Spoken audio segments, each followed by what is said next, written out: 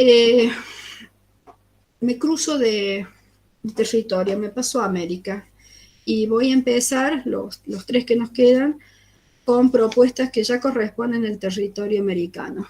Sin ninguna duda han oído mencionar, igual que Le Corbusier, a este suizo-francés, a este estadounidense, Ray. Ray lo que tiene de interesante es otra forma de manejar el espacio, quizás influido por la escala, de nuevo, del continente americano. En ese manejo del espacio, rara vez van a ver que Ray tenga edificios en altura, que los tiene. Es un manejo más horizontal el que va a caracterizar la obra de Ray, y ese manejo horizontal es el que se va a ver en esta propuesta urbana teórica. Lo divertido de esto es cruzar después la propuesta de algunos de los planes de Le Corbusier con esta propuesta teórica de Ray, que él va meditando, va madurando a través de varias décadas hasta que finalmente la presenta. En esta ciudad ideal, de nuevo, lo que él pretende es unir, no tener lo mejor de los dos, ojo, ¿eh? Él pretende unir casi como superponiendo dos sistemas, lo urbano con lo rural. Y no tiene tanto interés en la densificación. A él le parece prácticamente espantoso y es contrario a todo lo que propone el CIAM. Es más, él no es parte de los CIAM, siempre trabaja en forma más independiente. Por eso cuando en esta propuesta comienza la planificación, insiste sí en que es necesario una planificación. De este lado tienen la maqueta vista de arriba y de este lado tienen el primer dibujo de Ray, de esto que puede llamarse, no es la traducción directa, pero la idea es algo así como un acre por propietario. Brodiker, que puede ser la pronunciación de la ciudad, es una ciudad teórica, es una ciudad que no existe. Y de las primeras subdivisiones que les fui marcando con esos ejes en amarillo, que parece tener una cuadrícula, en realidad esto tiene como más de, cada acre son 2 manzanas.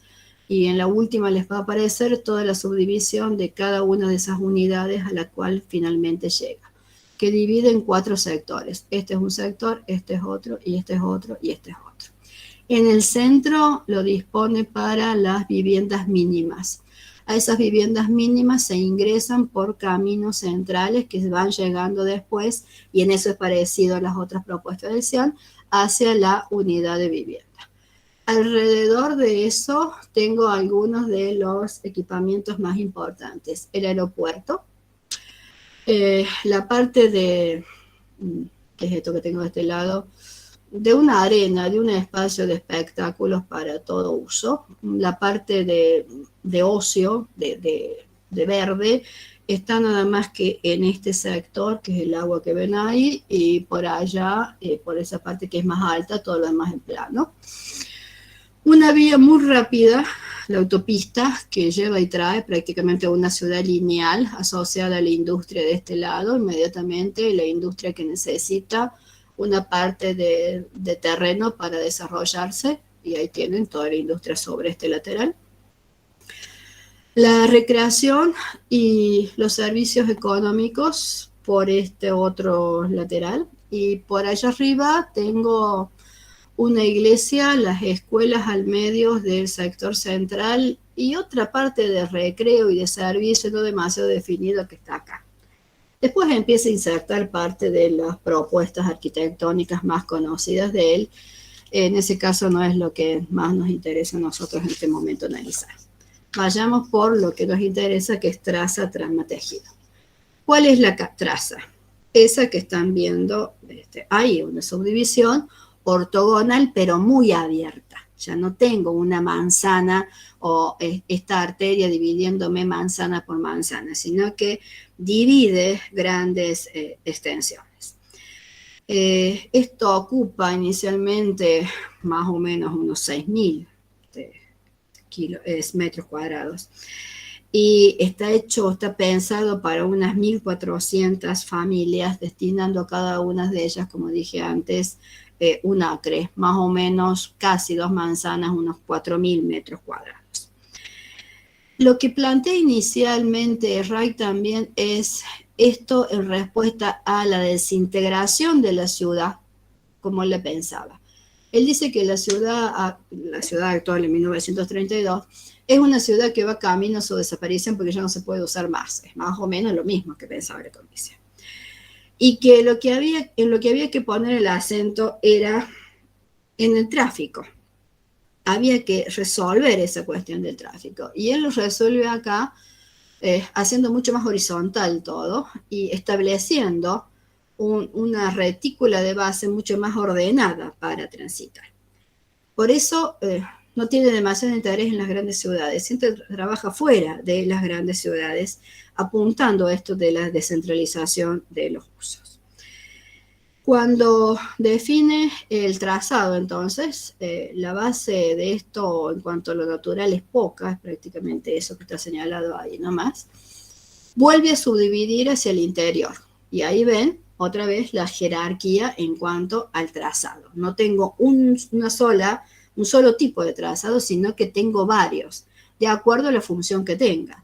Acá hay mucha más subdivisión porque tengo que acceder a las viviendas. Acá hay menos porque solo voy accediendo a negocios o solo voy accediendo a industrias. Y después empiezo a ubicar los hitos, es decir, la arquitectura, el tejido.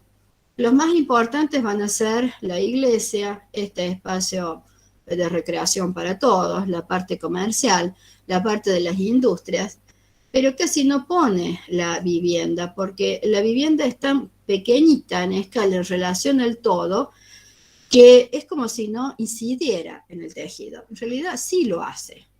Y en este otro estudio, porque lo divertido además que encontramos mucha cosa, mucha documentación, porque estos planes se siguen estudiando, a ver cómo pensaban estos grandes diseñadores el ideal de su ciudad. En este otro estudio morfológico se ve todavía mucho más claro. Ese espacio central dividido en 4 que Ray plantea, y alrededor todos los otros sectores que pueden tener algún tipo de uso más específico, pero todo es bastante aleatorio, bastante libre en su conformación. Sí, quizás lo que más está definido es cómo se usa a nivel de vivienda. Y ahí están viendo uno de estas grandes macro manzanas, y los rojitos son un acre, y cada acre tiene una vivienda, ¿sí? Como ven, el tejido es sumamente abierto. Acá hay mucho más vacío que lleno. Si sigo con lo de traza, trama y tejido, el último elemento que él propone para el tejido es una vivienda que él va a llamar usoniana, que es sinónimo de americana. Y lo americano para él es una vivienda que es horizontal o cuanto más en ángulo. Por eso todos los dibujitos después de acá siguen este modelito. Y lo que llamamos casas de la pradera, que ya comenzamos a ver de su producción, responde justamente a esta idea. Un desarrollo horizontal directamente ligado, abierto hacia el territorio o generando espacios que le permitan mirar ese territorio. Insisto, con esto lo que genera es un tejido absolutamente abierto, donde el lleno y el vacío está dominado evidentemente por el vacío. Este tipo de ciudad también permite un crecimiento ilimitado, con una muy baja densidad y que necesita sí o sí otra vez del automóvil para poder moverme dentro de estos espacios. Es más, además del automóvil, y ahí van viendo otra idea de cómo predomina en cierta forma un verde, pero un verde sí hay muy ordenado, quizás en la maqueta sobre todo, y la casa casi no se ve, la casa es eso. Ahí hay algún edificio de mayor escala, pero todo es bajo y aislado, separado, casi no veo. Lo que tengo es el vecino porque está como a 2 cuadras, por lo menos. Por eso es casi de ciencia ficción la ciudad que plantea Ray. Y él la dibuja además así. Igual que Le Corbusier plantea el auto mínimo, él también plantea un auto que rápidamente pueda moverse, pero también plantea helicópteros tipo taxis, que son estos como mosquitos que están viendo por ahí, y por eso el aeropuerto es parte de el equipamiento necesario que tiene la ciudad por la extensión que va a plantear. En estas propuestas utópicas y la mayor parte de las teorías que hemos venido desarrollando son usadas también en la actualidad como la base de los escenarios de películas y de otras propuestas de ciencia ficción, porque lo son, por las extensiones, por la forma de moverse, por la forma de ubicarse en el territorio. El diseño de Ray siempre es, la forma de expresión gráfica, mejor dicho, de Ray siempre es lo más interesante. Cómo él ve los espacios, cómo los desarrolla siempre en horizontal. Y a partir de eso horizontal, después va generando el mínimo detalle que son quizás el gran éxito de cada una de sus propuestas. La ciudad completa. Y ahora sí, los dos últimos ejemplos que tienen relación un poco más cerca con nuestro territorio. La primera, otra ciudad universitaria. Ustedes tienen otra en la lista que es la Ciudad Universitaria de México. Las dos están declaradas Patrimonio de la Humanidad. Caracas nace de una propuesta estatal que le pide al arquitecto Carlos Raúl Villanueva, uno de los maestros del movimiento moderno latinoamericano, primero la propuesta del plan maestro de la Ciudad Universitaria de Caracas y después el desarrollo de la arquitectura de esta ciudad universitaria. Con la de México pasa más o menos lo mismo. Inicialmente esta es una propuesta que tiene mucha influencia académica, dado que Carlos Raúl Villanueva se había desarrollado dentro de esta escuela. Por eso que tengo un eje de composición y un eje transversal.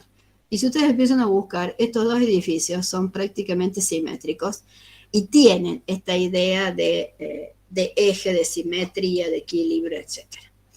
Sin embargo, en las sucesivas modificaciones que tiene el plan maestro de la Ciudad Universitaria de Caracas, es donde se empieza a ver el manejo que hace Villanueva de estas influencias del CIAM. El eje principal pasa a no ser más transversal, que sí lo veo a gran escala, pero que en el uso diario de los espacios pasa a ser este otro, el de menor longitudinalidad. Porque lo primero que va a hacer Villanueva es separar la ciudad universitaria mediante estas vías que ahora les estoy marcando del resto de la ciudad. Y una vez que el auto llegue ahí, va a poder ingresar solamente en forma peatonal al resto del territorio. Una vez que dejo el auto ahí, eso por supuesto después no se mantiene, pero la propuesta inicial es esa, ingreso. Y el principal ingreso es es la Plaza del Rectorado. De la Plaza del Rectorado paso a una plaza abierta que después vamos a ver y cubierta, al aula magna, que es eso que tengo ahí, la Plaza del Rectorado, de este lado es esta, el aula magna, la biblioteca es esa, que ya está del otro lado del eje, y me queda de este lado todo el área de ciencias médicas, que es todo esto que está por acá, el Hospital de Clínicas, que es el edificio más importante en cuanto a masa y en cuanto a influencia quizás del CIAM, que es esto que tengo acá, y después construye todo lo que sea derecho y ciencias sociales de este lado, arquitectura, ingeniería, química y matemáticas de este lado, el área de deportes, uno de los, el estadio es y este es la cancha de nunca me acuerdo cómo se llama el juego, que es lo que más usan, que es esta otra que me queda acá, y había otra más chiquita que ahora también. Y de este otro lado me quedan las que están relacionadas con estadística, la escuela de trabajo y la parte de arte. Y del conjunto principal de este eje remata acá con odontología. Esos serían los edificios más antiguos que tiene el conjunto y a partir del cual, ese es el plan maestro de Raúl Villanueva, después se va a desarrollar hasta la actualidad. Pero tengan en cuenta ahora el territorio. El territorio sube, porque esto es monte, y casi una sierrita en la parte posterior. Por eso, la principal U de la propuesta urbanística hace esto, separa el corazón del conjunto, deja como centro al hospital, el hospital ya se escalona, repitiendo esta diferencia del territorio y deja libre, deja como parte del espacio de recreación, incluido los deportes que tengo acá, a todo ese marco natural que tiene en el fondo. Esa es la otra característica esencial de la ciudad universitaria de Caracas. Lo otro que hay que tener en cuenta es el clima. El clima acá también es muy caluroso y muy húmedo. No puedo dejar grandes espacios libres, como es en el caso de, que lo dejó además Le Corbusier en el caso de Chapira. De cruzar plazas que tienen más de 200 metros es como agobiante para el que lo usa. Por eso lo que Raúl Villanueva modifica es la forma de comunicarse. Parte de ese trazado, parte de esa circulación pasa a ser cubierta. Y es eso amarillito que ustedes tienen ahí y parte de eso que se va viendo, que va vinculando cada una de las zonificaciones. Porque zonificar en una ciudad universitaria es fácil, lo hago directamente por ciencia, que es lo que yo acabo de hacer. Zonifiqué una zona administrativa, la zona de ciencias médicas, la zona de las ciencias duras, la zona de las artes y el trabajo social, la zona del deporte, la zona de los servicios generales. Y después los vinculé a través de ¿qué? De arterias principales que me llevan el automóvil hasta la entrada y me conectan con la ciudad. De una segunda jerarquía de arterias de circulación que me permiten ingresar a cada una de las zonas. Y después internamente, y ahí aparece la peatonal ya en esta propuesta, otra jerarquía que la usa solamente el alumno y el docente que va circulando dentro del conjunto. Lo que de esa zonificación queda entonces es el circular. Queda el trabajar, porque trabajar acá es educarse y es enseñar. Queda el residir, porque suele haber también espacios para que los alumnos vivan. Esto tiene un sector, pero en la Ciudad Universitaria de México es más importante todavía. Y tiene también el recrearse, tanto en los espacios deportivos como en espacios de la sala de concierto, el aula magna de por sí, bibliotecas, que son espacios de cultura a los que también aludía el SEA. Es decir, tiene todo, si yo lo quiero analizar desde los componentes que también me propone el SEA. La ciudad universitaria de Caracas, vista de arriba. Lo que analizamos recién fue ese eje y ahí ven todo el entorno natural, bastante degradado que en el momento en que trabajó Carlos Raúl Villanueva. El principal sector, el central, el que parte del ingreso a través de la plaza del rectorado, va a dar paso a distintas zonas y esas distintas zonas ya tienen una intención de diseño. Lo que ahora tienen en pantalla tiene como misión eso, mostrarles cómo Villanueva no solamente diseñaba la arquitectura, sino que diseñaba todo el espacio en el cual se iba a insertar esa arquitectura hasta llegar al detalle de cómo plantó el arbolito.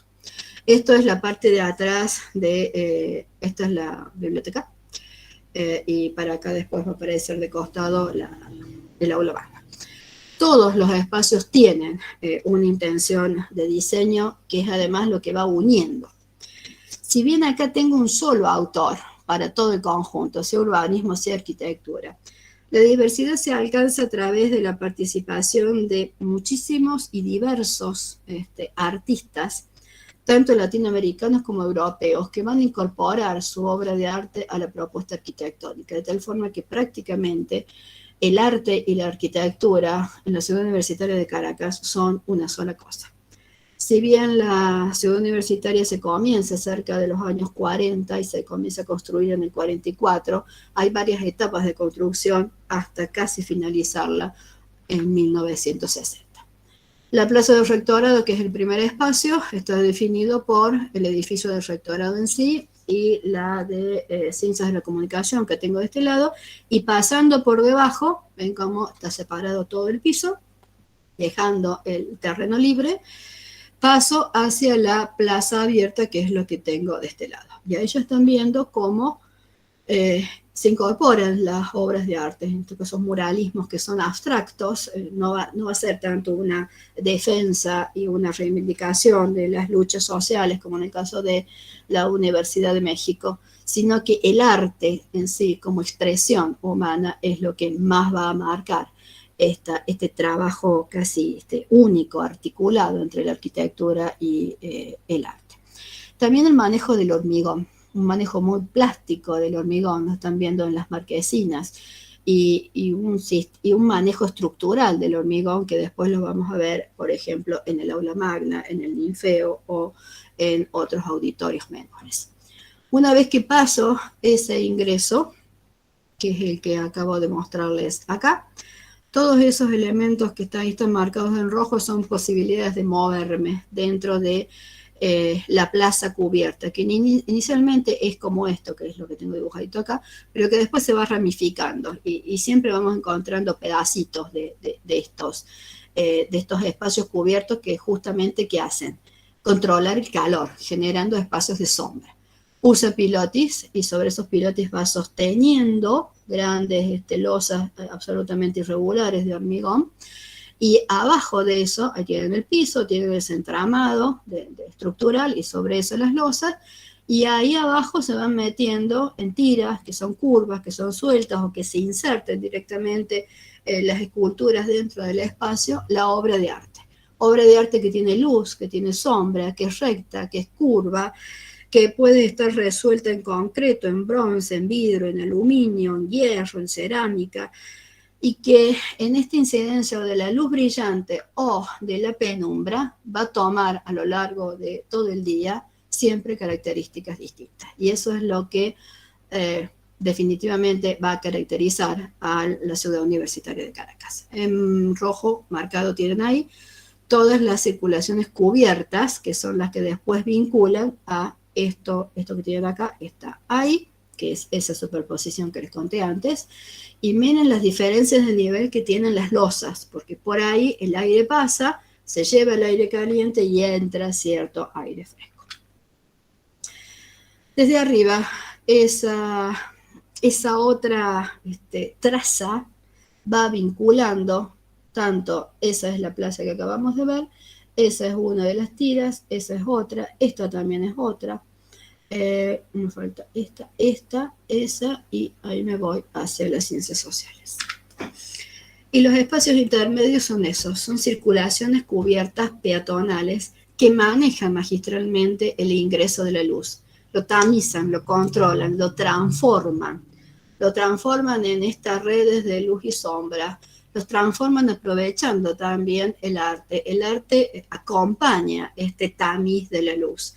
Los espacios son siempre abiertos, son siempre espacios que se van moviendo sin ningún tipo de límite. La ausencia del límite también es otra característica de la ciudad universitaria de Caracas, la disolución prácticamente de ese límite. La presencia, por supuesto, siempre del hormigón armado y del arte. El arte es otro de los factores que ayuda a tamizar, a controlar la luz, en este caso a través de vitrales, de vidrios, pero también a destacar un punto final a esto que podría ser monótono en este espacio, con las grandes superficies que cubren las obras, que se cubren con obras de arte modernas.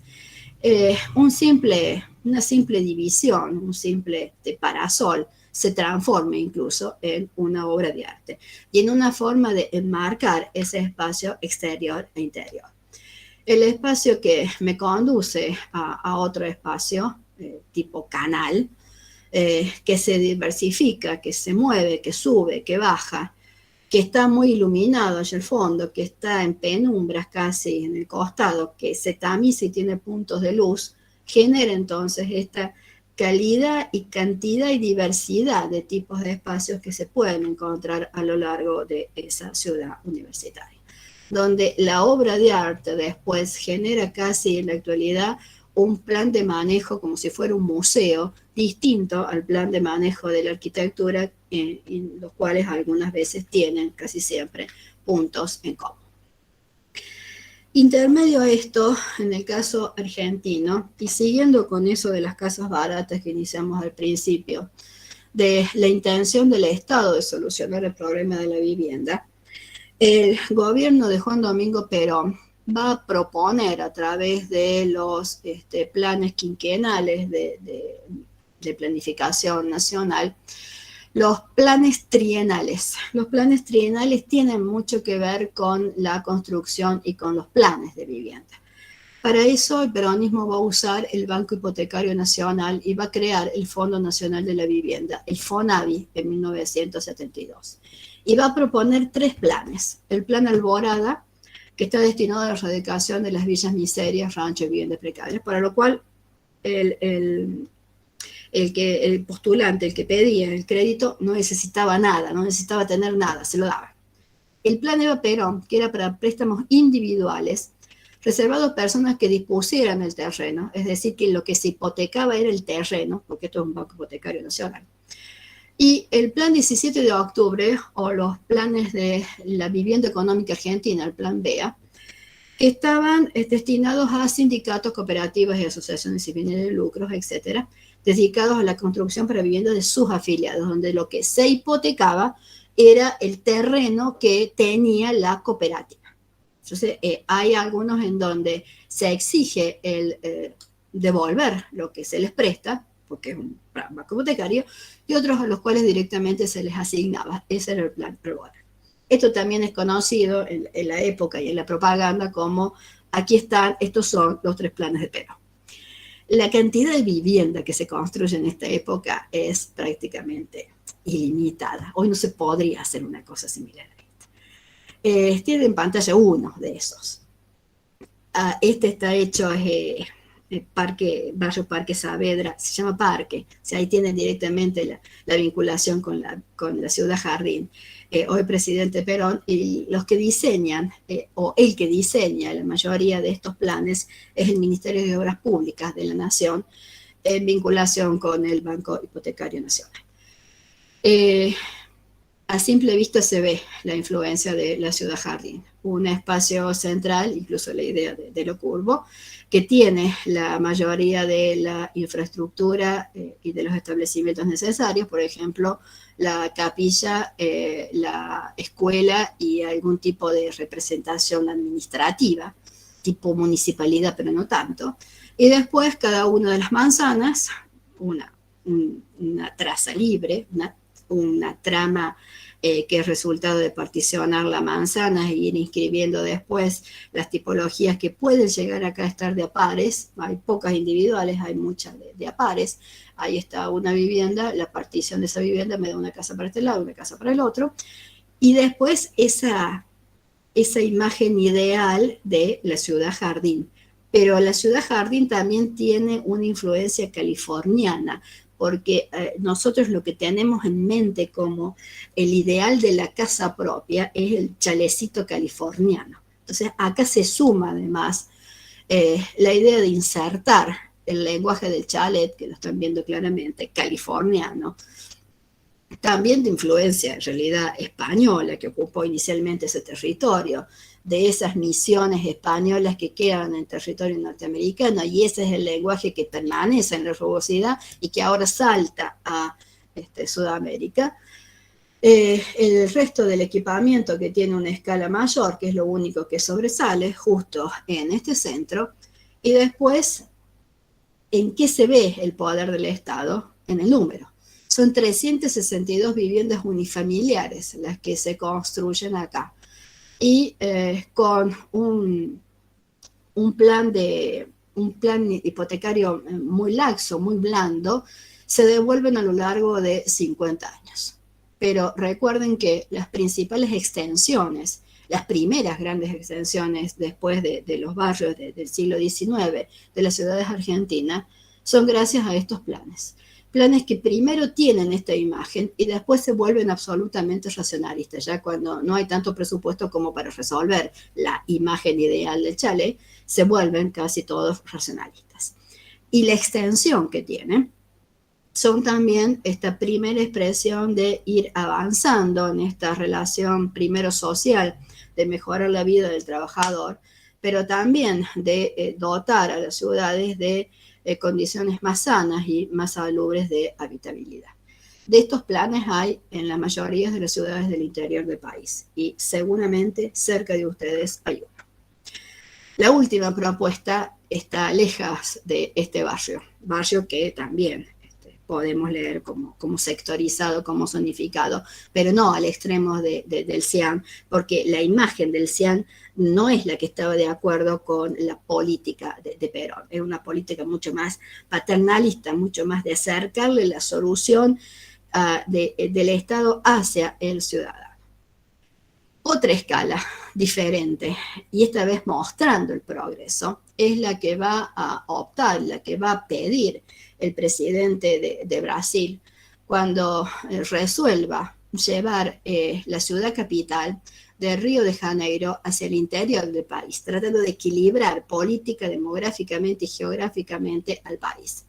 Brasilia está, no todo el centro de lo que debería estar, pero sí a estas distancias equidistantes de Río de Janeiro y de Salvador de Bahía, no tanto de Belén, pero se aleja al menos de la costa, que es lo que hasta el momento controlaba política y administrativamente, sobre todo, la nación brasileña. Cuando Juscelino Kubitschek, que había sido gobernador del estado de Minas Gerais, uno de los estados más importantes que tienen, donde también hemos visto que había otra ciudad capital nueva, lanza a concurso la idea de una nueva capital.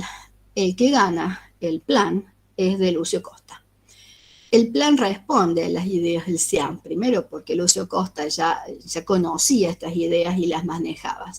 Y el plan es simple, este es el dibujito del plan ideal, pero lo que más me interesa en estos arquitectos brasileños que vamos a ver es la rapidez del gráfico con la que plantean la idea primaria, la idea original. Es una cruz, solo que la cruz está curva y parece generar, dice la mayoría de la bibliografía, un triángulo. Y a partir de esta cruz resuelve lo de la circulación. Esta circulación es institucional y está a gran escala.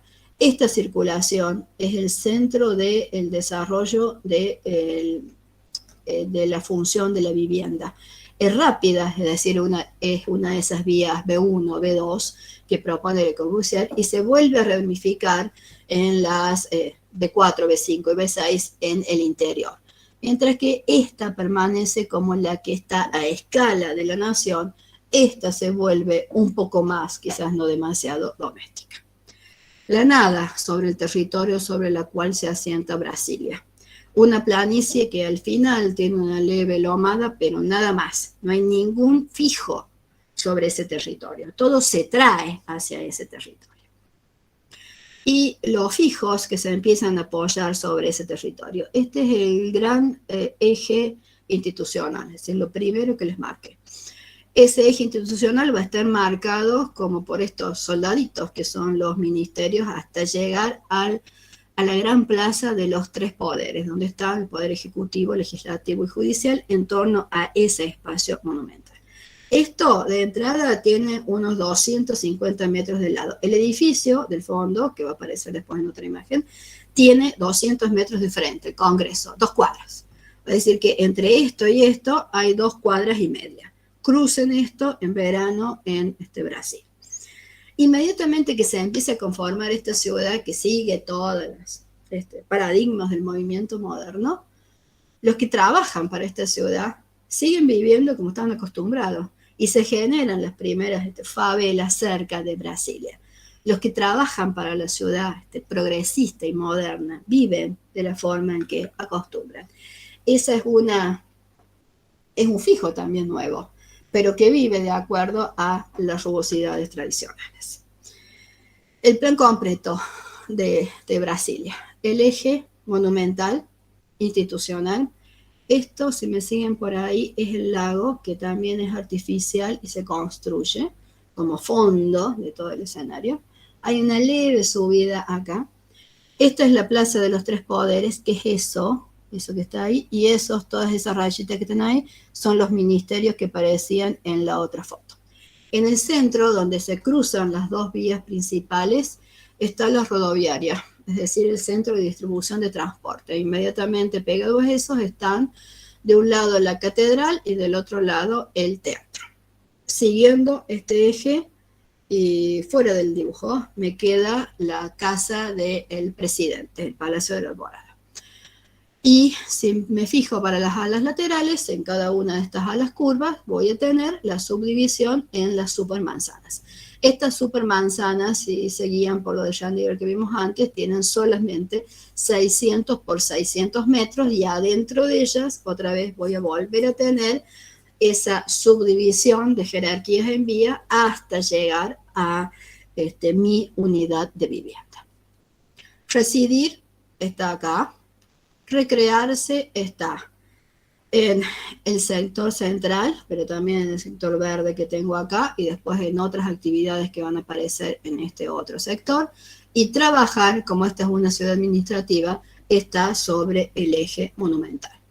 Tengo la ciudad zonificada, tengo la ciudad vinculada por el circular.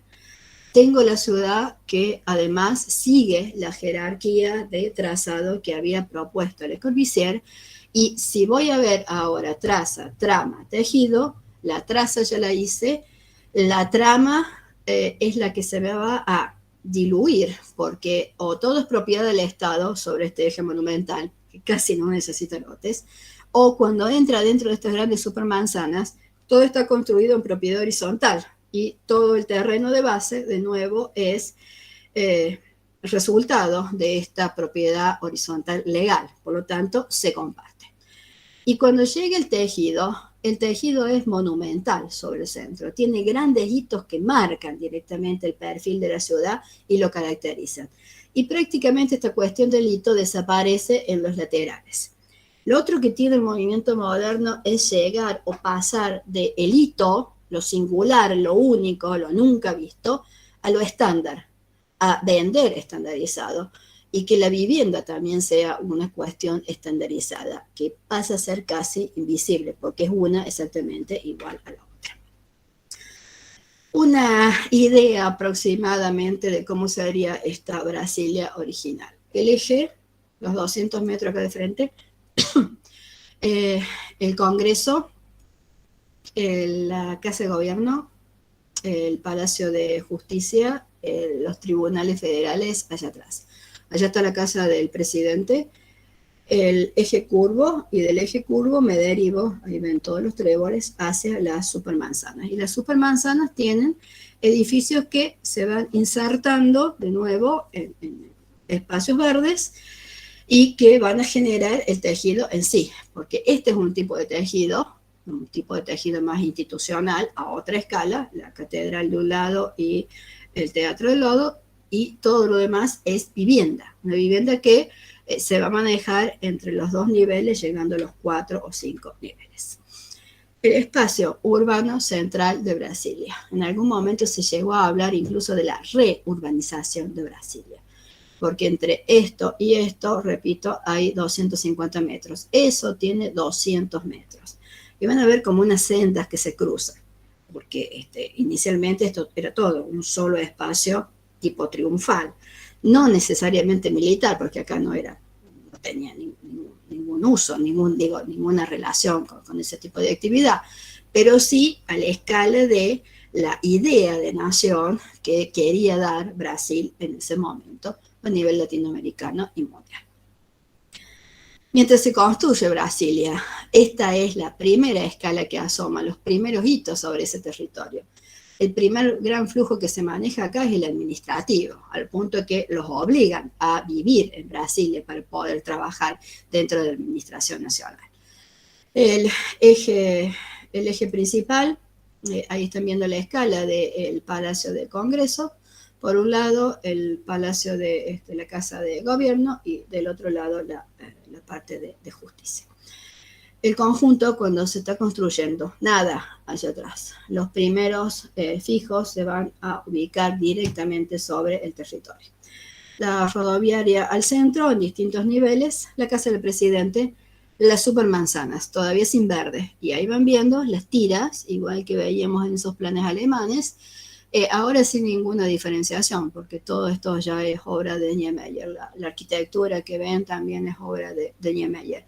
Casi es el único arquitecto que va a intervenir en la obra de mayor importancia. Y sobre el territorio, entonces voy ubicando, en el caso de la vivienda, todos fijos que son prácticamente iguales. Y de la vía principal, que es esa que tengo allá atrás, me voy derivando en distintas jerarquías hasta llegar a la unidad de vivienda. El resultado es este. La ciudad se ve claramente sobre el territorio. Y después se expandió, porque ninguno de estos modelos prevé la expansión.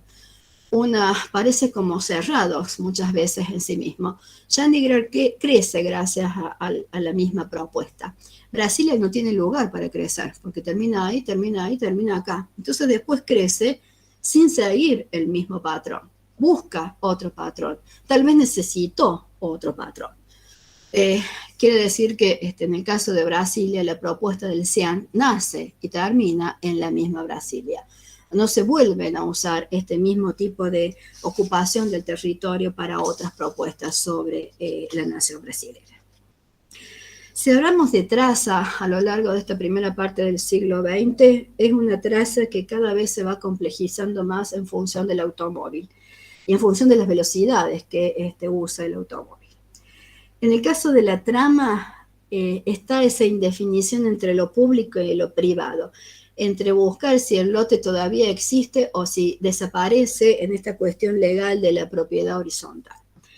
Cuando nos fijemos en el tejido, es un tejido que por la necesidad de densificación se va a tender a lo vertical y también va a estar zonificado. En el caso de estas ciudades, estas ciudades que responden a los planes ideales.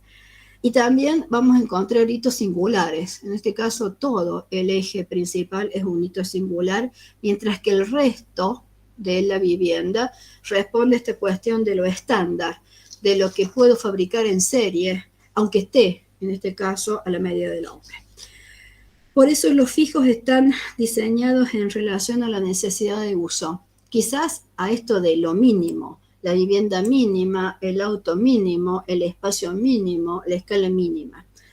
Medidas que ahora sí se pueden estudiar, cuantificar, tienen por atrás antecedentes de comparaciones, de estadísticas, para llegar justamente a esta estandarización.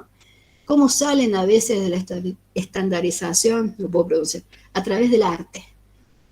Villanueva es el único arquitecto de toda la ciudad universitaria. Es el arte quizás lo que lo salva astutamente de ser una cosa que es siempre lo mismo. Los flujos son flujos que los podemos vincular casi en primera instancia con el automóvil y con la circulación. Ese es como el flujo que más les importa de resolver. Sin embargo, cuando sectorizan también les importa ese otro flujo que es el tiempo. ¿Qué distancia hay entre esto y esto? Pero si no tengo auto, no me puedo mover, porque esto tiene una distancia considerable. Si estos son 200 metros, estos son como, creo que eran 60 cuadras en este sentido, y otras 20 o 30 en este sentido, 20 creo que en este sentido. Eso es mucho. Si no tengo auto, no me puedo mover en esta ciudad. No puedo caminar hasta mi casa desde acá a acá, aparte del calor que hace. Esa cuestión del tiempo que es tan importante inicialmente es un flujo que después se les va de las manos, no lo pueden terminar de solucionar. En cuanto a las rugosidades, son rugosidades que estos arquitectos urbanistas entienden, las que quedan, ¿no? Como hacinadas, como en ruinas, o como que no les llama demasiado la atención. Lo que quieren es sustituirlo por algo que sea moderno, por algo que responda a la máquina, por algo que responda a las nuevas necesidades sociales. Y eso está acompañado por las inercias de la producción van a modificarse radicalmente en función de las grandes guerras mundiales y todo lo que se produce va a estar en función de esa carrera armamentista. Por eso las inercias dinámicas se centran en resolver la ciudad. Parece que les importa poco lo que sucede alrededor. Si bien tienen esa relación con la región y con la topografía y con lo demás, cuando hay que resolver o cuando hay que mirar qué proponen en torno a cómo produce ese territorio, llegaron hasta ahí. La ciudad es lo que más le interesa. En conclusión, casi siempre el primer movimiento moderno, el primer movimiento moderno, porque esto es puro, son ideas, son posturas casi ideales, es lo mejor que se piensa para resolver las necesidades del hombre, identifica muy bien lo que hay necesidad de resolver. Y quizás en esto llegar casi al límite de la planificación, porque buscan planificarlo absolutamente todo, ahí es donde se pierde esta cuestión de la construcción social de la ciudad, y es ahí donde termina por fracasar, después de la primera parte del siglo XX, este primer movimiento moderno.